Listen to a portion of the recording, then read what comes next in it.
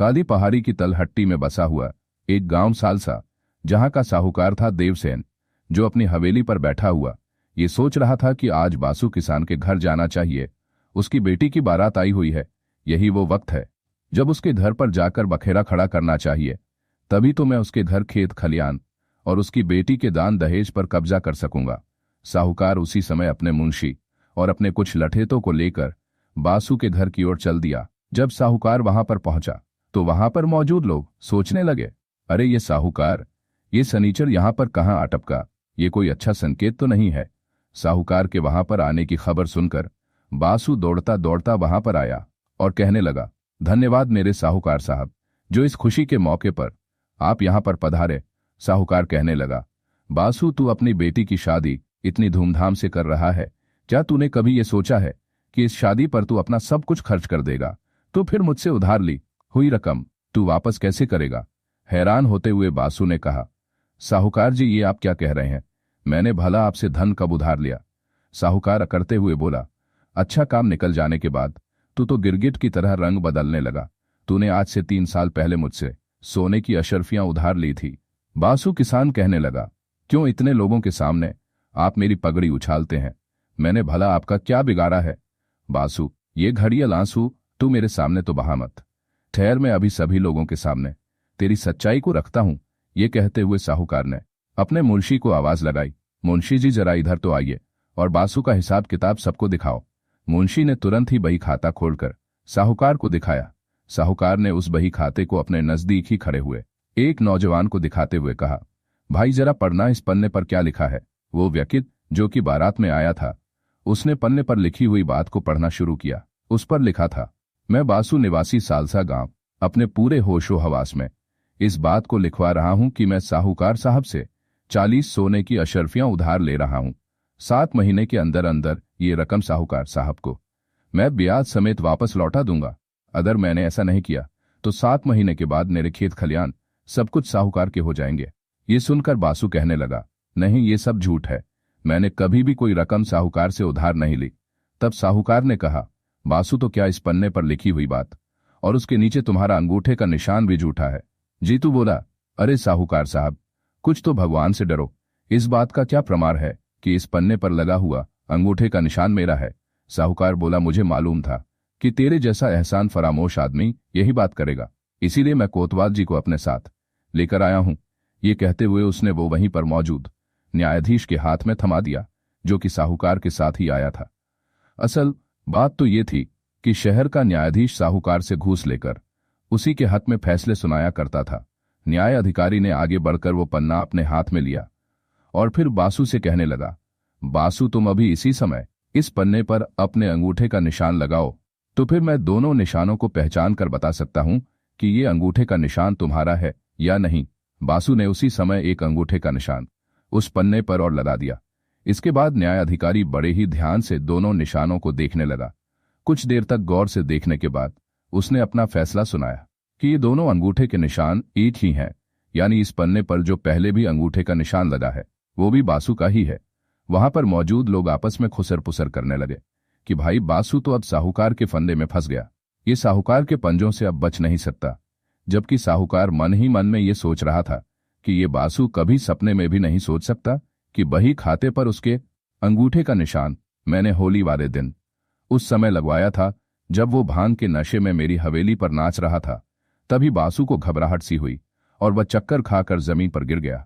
जब वहां पर मौजूद लोगों ने उसकी जांच की तो कहने लगे, अरे इसकी तो सांस नहीं चल रही, बासु तो मर गया। कुछ देर पहले तक जहां पर खुशी का माहौल छाया हुआ था, अब वहां पर उदासी छा गई थी। ये सब कुछ देखकर दूल्हे का पिता दूल्हे से कहने लगा, बेटा चल यहां से, बासु जैसे झूठे आदमी की बेटी से मुझे तेरी शादी नहीं करवानी। और फिर बारात उसी समय बिना दुल्हन को लिए हुए वापस लौट गई। उस वक्त बारात में आया हुआ एक नौजवान जिसका नाम प्रवीण था, वे नदी के किनारे बैठा हुआ कुछ सोच रहा था कि बेचारे बासु ने किसी का क्या बिगाड़ा था, उसकी तो दुनिया ही लुट गई। प्रवीण वहां पर बैठा हुआ ये सब कुछ सोच रहा था और दूसरी तरफ बारात नाव पर बैठकर कब की जा चुकी थी और वो किनारे पर ही बैठा रह गया। प्रवीण के मन में तरह तरह के ख्याल आ रहे थे कि अब उस दुल्हन का क्या होगा, कौन करेगा उस अभागिन से शादी। वो अपने ख्यालों में ही डूबा हुआ था कि तभी अचानक उसे छपाक की आवाज सुनाई दी। उसे आभास हुआ कि शायद कोई नदी में कूद गया है। वो डूबते हुए को बचाने के लिए नदी में कूद गया। जल्दी ही वो उस डूबती हुई लड़की को बचाकर बाहर ले आया। किनारे पर पहुंचकर वो कन्या रोने लगी। असल में वो कन्या वही दुल्हन थी जिसकी बारात अभी अभी वापस लौट गई थी। वो रोते हुए कहने लगी कि तुमने मुझे क्यों बचा दिया, मुझे मर जाने क्यों नहीं दिया। प्रवीण उस कन्या से पूछने लगा कि तुम कौन हो और इस तरह से अपनी जान क्यों देना चाहती हो। कन्या बोली, जिस दुल्हन की बारात लौट जाए और जिसके पिता की पगड़ी भरी बिरादरी में उछाली गई हो, भला वो अपनी जान ना दे तो क्या करें। प्रवीण ने कहा, अच्छा तो तुम बासु काका की बेटी हो। हाँ, मैं वही अभागिन प्रमिला हूं। बापू मर गए, घर में कोई रहा नहीं, तो फिर मैं किसके सहारे जीऊं। प्रवीण बोला, ऐसा मत कहो प्रमिला, मैं हूं ना, मैं तुम्हें सहारा दूंगा, मैं तुमसे शादी करूंगा। चलो तुम मेरे साथ मेरे घर चलो। बेचारी किस्मत की मारी प्रमिला उसके साथ उसके घर चली गई। दूसरी तरफ साहूकार के गांव वालों से कहने लगा, गांव वालों, क्योंकि बासु का दुनिया में अब कोई नहीं है तो अब इसका क्रियाकर्म मैं करूंगा। वहां पर मौजूद लोग आपस में कहने लगे, हाँ भाई, भला साहूकार इसका क्रियाकर्म क्यों नहीं करेगा। बासु की सारी जमीन जायदाद सब कुछ इसे मुफ्त में जो मिल रहा है, देख लेना मरने के बाद इस साहूकार को नरक में भी जगह नहीं मिलेगी। और फिर साहूकार ने बासु का अंतिम संस्कार कर दिया। उसके बाद उसने बासु के खेत और घर सभी जगह पर अपना कब्जा कर लिया। दूसरी तरफ प्रमिला अब प्रवीण के घर जा पहुंची तो प्रवीण की माता ने पूछा, बेटा ये तुम्हारे साथ कौन लड़की है। माँ, ये तेरी बहू है। उसकी माँ ने हैरान होते हुए पूछा, मेरी बहू, भला तुम्हारी शादी कब हुई। प्रवीण ने कहा, माँ, हालात ही कुछ ऐसे बन गए थे कि मुझे इसको अपने साथ लेकर आना पड़ा। अब मैं इससे शादी कर लूंगा। इसके बाद प्रवीण ने अपनी माँ को सारी बात विस्तार से बता दी। ये सुनकर उसकी माँ ने कहा, बेटा तूने एक बेसहारा को सहारा दिया है, ये तूने बहुत ही अच्छा काम किया। और फिर उसकी माँ ने बड़े ही साधारण तरीके से उन दोनों का विवाह करवा दिया। उस रात प्रवीण प्रमिला से कहने लगा, प्रमिला, हमारे यहाँ पर रस्म है कि पहले दिन दुल्हन को मुंह दिखाई दी जाती है। तुम बताओ कि तुम्हें मुंह दिखाई में क्या चाहिए।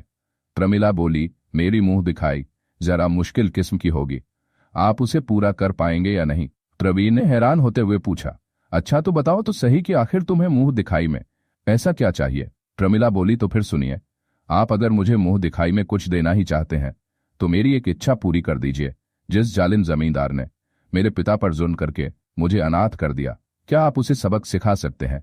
यदि आप ऐसा कर पाए तो मैं समझूंगी कि आपने मुझे मुंह दिखाई दे दी। प्रमिला की बात सुनकर प्रवीण कुछ सोच में पड़ गया और फिर कुछ देर तक सोचने के बाद वो बोला, प्रमिला, मुझे साहूकार के बारे में तुम सब कुछ बताओ। प्रमिला बोली, देखिए, साहूकार देवसेन एक बहुत ही कंजूस और घमंडी आदमी है। वो हमेशा गांव के भोले भाले किसानों को बहला फुसलाकर उनकी जमीन हथियाने का काम करता है, जिसकी वजह से वो पूरे गांव में बदनाम है। लेकिन उसकी पत्नी सुनीता, जो कि एक बहुत ही नेकदिल औरत है, वो हमेशा दूसरों की सहायता करने में आगे रहती है। लेकिन साहूकार को उसका ये व्यवहार बिल्कुल भी अच्छा नहीं लगता। यूं समझिए कि दोनों पति पत्नी एक दूसरे के बिल्कुल उलट है। साहूकार ने लोगों से लूट खसोट करके अपनी हवेली में बहुत दौलत इकट्ठी कर ली है और इतनी दौलत की हिफाजत करने के लिए वो अपनी हवेली छोड़कर कभी कहीं नहीं जाता। उसके पास कई पहलवान भी हैं जो उसके एक इशारे पर किसी की भी पिटाई कर देते हैं। प्रमिला से ये सारी जानकारियां लेने के बाद प्रवीण एक गहरी सोच में पड़ गया। जल्दी ही उसके चेहरे पर एक मुस्कान आ गई, जैसे मन ही मन में उसने कोई योजना बना ली थी। और वो कहने लगा, प्रमिला, मैं तुम्हें यकीन दिलाता हूं कि मैं उस साहूकार को अच्छा सबक सिखाऊंगा। अगले दिन प्रवीण अपनी माँ से कहने लगा, माँ, अगर घर में कुछ सोने की अशर्फियां पड़ी हैं तो मुझे दे दो। माँ ने पूछा, बेटा, भला सोने की अशर्फियां का तू क्या करेगा। माँ, मैं उन अशर्फियां की मदद से साहूकार को सबक सिखाऊंगा। माँ ने अपने बेटे को समझाते हुए कहा, बेटा, तू क्यों उस जालिम साहूकार से टकराने की सोच रहा है। माँ, तू अपने बेटे पर विश्वास रख और जल्दी से वही कर जो मैं तुझे कहता हूं। और फिर माँ ने एक थैली में 10-25 सोने की अशर्फियां डालकर प्रवीण को दे दी। इसके बाद प्रवीण ने एक पंडित का वेश बनाया और उन अशर्फियां को अपने पास रखा और नारायण नारायण करता हुआ वो अपने गांव से चला गया। वो सालसा गांव पहुंच गया, साहूकार की हवेली के बाहर ही अपना आसन जमा दिया और धुनी रमा कर बैठ गया। कुछ ही देर हुई कि उस पर साहूकार की पत्नी सुनीता की नजर पड़ गई। वो एक बहुत ही नेक दिल और साधु संतों की सेवा करने वाली औरत थी। जब उसने देखा कि उसके घर के बाहर कोई साधु धुनी रमाए बैठा है तो वो पंडित के पास गई, पंडित को प्रणाम किया और बोली, पंडित जी, धन्यवाद हमारे जो आप हमारे दरवाजे पर आए हैं। आप रुकिए, मैं आपके लिए जलपान लेकर आती हूं। और फिर साहूकार की पत्नी पंडित बने हुए प्रवीण के लिए खाना लेकर आई। पंडित ने खाना खाया और फिर उसने सुनीता को आशीर्वाद देते हुए कहा, देवी तुमने एक पंडित को खाना खिलाया है, भगवान तुम्हारा भला करें।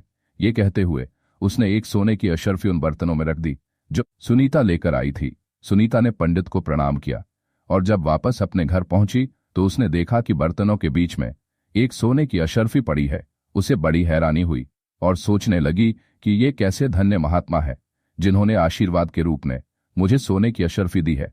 जब शाम के समय साहूकार अपने घर आया तो उसकी पत्नी ने सारी घटना साहूकार से कह दी कि हमारे घर के बाहर जो पंडित जी आए हैं वो बहुत ही पहुंचे हुए सिद्ध योगी हैं। जब मैंने उन्हें खाना खिलाया तो आशीर्वाद के रूप में उन्होंने मुझे सोने की अशर्फी दी। साहूकार जो कि पंडित सन्यासियों से बहुत ही नफरत करता था, परंतु जब उसने ये सुना कि पंडित ने भोजन के बदले में आशीर्वाद के रूप में एक सोने की अशर्फी दी है तो वह हैरान रह गया। वो तुरंत अपनी पत्नी के साथ पंडित महाराज के दर्शन करने पहुंच गया। दोनों ने साधु को प्रणाम किया और साहूकार ने कहा, महाराज आप बिल्कुल भी चिंता मत कीजिए, आप जब तक यहां पर हैं मेरे घर से आपको भोजन मिलता रहेगा। पंडित मुस्कुराया और बोला, धन्य हो साहूकार जी, भगवान आपका भला करें। इतना कहकर पंडित ने आंखें बंद कर ली और ध्यान मग्न हो गया। अगले दिन जब फिर से पंडित को भोजन दिया गया तो उसने आशीर्वाद के रूप में एक सोने की अशर्फी बर्तनों में रख दी। अगले 4-5 दिन तक यही सिलसिला चलता रहा और इसके कारण साहूकार की पत्नी सुनीता के मन में उस पंडित के लिए श्रद्धा और भी ज्यादा बढ़ गई थी, जबकि साहूकार के मन में लालच ने जगह बना ली थी और वो सोचने लगा कि अवश्य ही इस साधु के पास बहुत सी अशर्फियां हैं। और फिर उस दिन वो खुद पंडित महाराज के पास भोजन लेकर गया और कहने लगा, महाराज आप यहाँ मेरे घर के बाहर धुनी रमाए बैठे हैं, यहाँ पर ठंडी गर्मी धूप बरसात सब कुछ आपको झेलनी पड़ती है।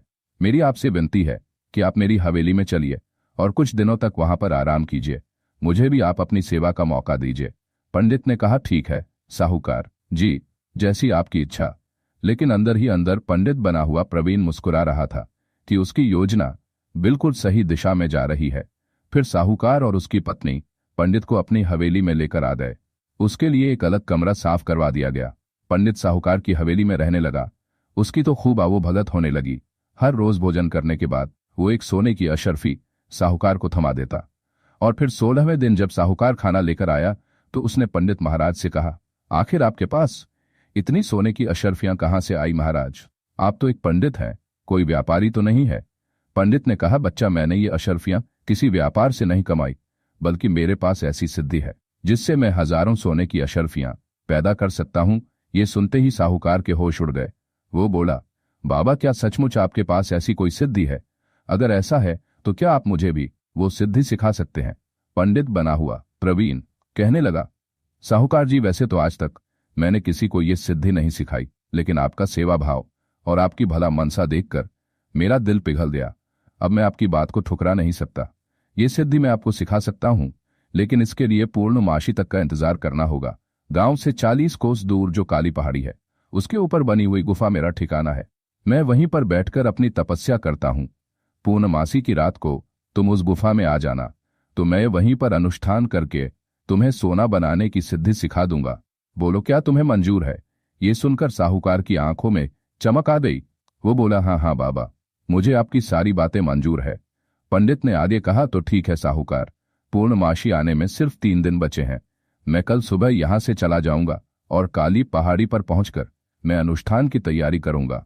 ठीक 2 दिन के बाद तुम बिल्कुल अकेले काली पहाड़ी पर उस गुफा में आ जाना और फिर रात के समय मैं अनुष्ठान पूरा करके तुम्हें सोना बनाने की सिद्धि सिखा दूंगा।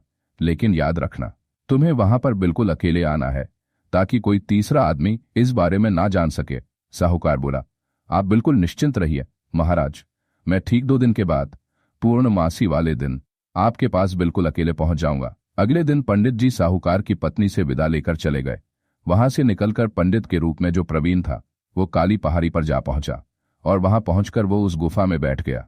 वहां पर उसने अपने साथ एक मोटा सा डंडा और मोटी सी रस्सी रख ली और फिर साहूकार के आने का इंतजार करने लगा। 2 दिन के बाद जब पूर्णमासी थी तो साहूकार ने अपनी पत्नी से कहा कि मैं एक जरूरी काम से कहीं पर जा रहा हूं और कल सुबह तक वापस आ जाऊंगा। पत्नी ने पूछना चाहा तो साहूकार ने यह कहा कि मुझे एक जरूरी काम है जो मैं बता नहीं सकता। जाते समय साहूकार ने अपने पहलवानों से कहा कि मेरे पीछे से अपनी मालकिन और इस हवेली का ध्यान रखना। इसके बाद साहूकार अकेले ही काली पहाड़ी की तरफ निकल गया। 40 कोस चलने के बाद उसने काली पहाड़ी पर चढ़ना शुरू कर दिया। चढ़ाई काफी कठिन थी, जिसकी वजह से साहूकार को थकावट महसूस हो रही थी और उसकी सांस भी फूल रही थी, मगर सोना पैदा करने वाली सिद्धि का लालच उसे रुकने नहीं दे रहा था। शाम ढलते ढलते वो काली पहाड़ी पर पहुंच गया, जहां पर उसे एक गुफा दिखाई दी। थका हारा साहूकार उस गुफा के अंदर चला गया तो सामने ही पंडित के रूप में प्रवीण वहां पर मौजूद था। पंडित को देखते ही साहूकार के चेहरे पर मुस्कुराहट आ गई और वो बोला, पंडित जी देखिए, मैं अपने वादे के मुताबिक बिल्कुल अकेले यहां पर पहुंच गया हूं। बताइए कि अब मुझे क्या करना है। प्रवीण अपनी जगह से उठा। उसने ये भांप लिया था कि साहूकार इस वक्त बहुत ही थका हुआ है। उसने मौके का फायदा उठाया और साहूकार को दबोच लिया और उस पर काबू कर लिया। पलक झपकते ही उसने मोटी मोटी रस्सियों से साहूकार को कसकर बांध दिया। बहुत ज्यादा थका होने के कारण साहूकार अपना बचाव ना कर सका। जब वो रस्सियों में बंध गया तो पंडित से कहने लगा, महाराज ये क्या हरकत है? आपने तो मुझे सोना बनाने की सिद्धि सिखाने के लिए यहां पर बुलाया था, फिर भला आपने मुझे बांध क्यों दिया? तब प्रवीण ने अपना पंडित का चोला उतारा और अपनी असलियत साहूकार के सामने जाहिर करते हुए वो कहने लगा, मूर्ख साहूकार, मैं कोई पंडित नहीं हूं और ना ही मैं तुझे कोई सिद्धि सिखाने वाला हूं। मेरा नाम प्रवीण है और मैं उस प्रमिला का पति हूं जिसके पिता के साथ तूने धोखा किया था और उनकी मौत का कारण तू बना था। इसके बाद प्रवीण ने सारी सच्चाई साहूकार को बता दी और लगे हाथ 2-4 तमाचे उसके चेहरे पर जड़ दिए और कहा, साहूकार अब तेरे पास कोई दूसरा रास्ता नहीं है। पूरे गांव में किसी को ये नहीं मालूम कि तुम इस समय काली पहाड़ी पर मेरे कब्जे में हो। मेरा इरादा तो ये था कि मैं तुझे जान से मार दूं, लेकिन तेरी पत्नी सुनीता जो इतनी नेक दिल और धार्मिक विचारों वाली है, उसका ख्याल आते ही मेरे मन ने तेरे लिए रहम आ रहा है। अगर मैं चाहूं तो तुझे यहीं पर बंधा हुआ छोड़ जाऊं और 2-4 दिन में ही भूख प्यास के मारे तू यहीं पर मर जाएगा, लेकिन मैं तुझे जिंदा रहने का एक मौका देना चाहता हूं।